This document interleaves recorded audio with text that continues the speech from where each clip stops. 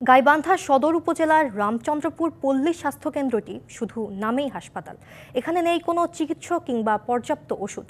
প্রায় 2 যুগ আগেই বন্ধ হয়ে গেছে হাসপাতালে রোগী ভর্তির ব্যবস্থা। পর্যাপ্ত চিকিৎসা না পেয়ে দুর্ভোগে এলাকাবাসী।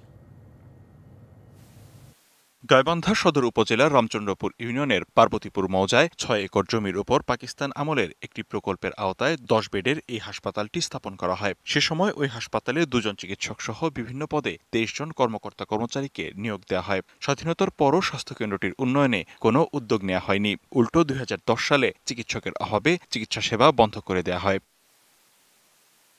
দীর্ঘদিন অযত্ন অবহেলায় হাসপাতালের অবকাঠামোর জরাজীর্ণ দশা। প্রায় জনশূন্য হাসপাতাল এলাকা রাতে পরিণত হয় বখাটেদের আড্ডাখানায়।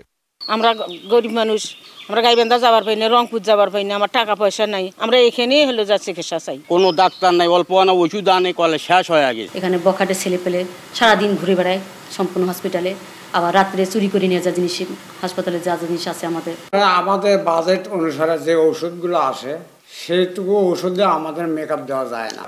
কালার এক্সপার্ট, জর্জ স্যাপ এবং মাইল্ড অন হ্যান্ডস টেকনোলজি সমৃদ্ধ অরিক্স ক্রিস্টাল ওয়াশ আপনার আউটডোরে কাজগুলো চলছে। তবে এই মুহূর্তে বিভিন্ন উপজেলা স্বাস্থ্য কমপ্লেক্স সহ সব জায়গাতেই চিকিৎসকের সংকট থাকার কারণে ওখানে মেডিকেল অফিসার দেওয়া হয়নি। চিকিৎসা নিতে আসা রোগীদের অভিযোগ, কাগজে কলমে 15 জন স্টাফ থাকার কথা থাকলেও আছে 10 জন। আর জনপ্রতিনিধি বলছেন হাসপাতালটির কার্যক্রম চালু হলে উপকৃত হবে হাজারো মানুষ। সরকার যদি একটু দৃষ্টি দেয় তাহলে এই হাসপাতালটি সচল হলে শুধু আমাদের গাইবান্ধা রামচন্দ্রপুর ইউনিয়ন না, এখানে বেশ কয়েকটি ইউনিয়নের উপকার হতো এবং অসহায় লোকজন সেবা পেত। দ্রুত স্বাস্থ্যকেন্দ্রটি পুরোপুরি চালুর দাবি স্থানীয়দের।